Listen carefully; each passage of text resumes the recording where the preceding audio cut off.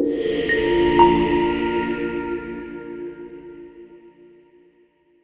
you have really two sides: standardized product-based panels and bespoke-based panels. Now, the bespoke panels are it's super important to clients to have them as bespoke.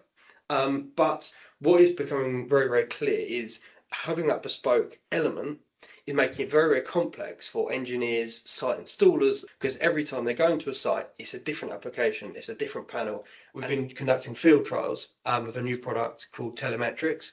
So essentially, that is a control panel with remote monitoring or telemetry built into it. The same panel, for example, can take either a single phase or three phase with neutral supply, which for telemetry, that's very new. Normally, it would always require a neutral.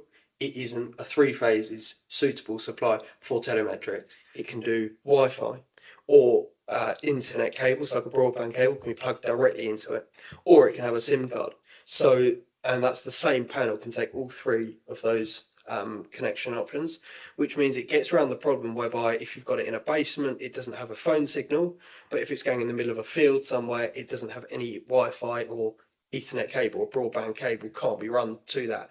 So it means that one panel can be used for all those different applications. You see AI influencing the controls industry whatsoever, or have you already seen any impact from it? Absolutely. So it AI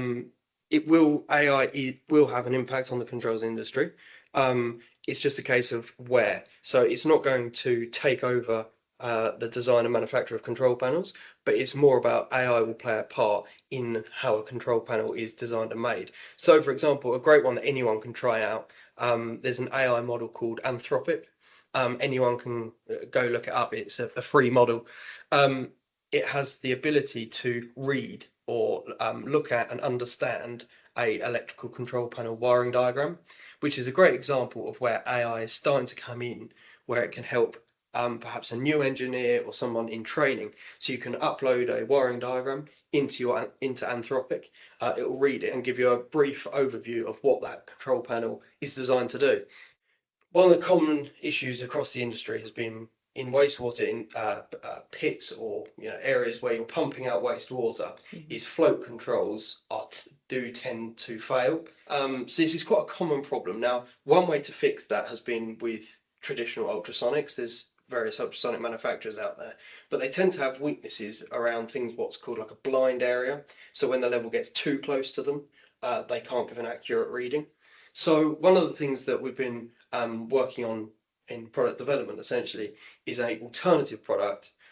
Essentially, it uses radar, very similar to ultrasonics. Now, the beauty of it is it doesn't have a blind. It doesn't have a minimum area particularly compared to a traditional ultrasonic.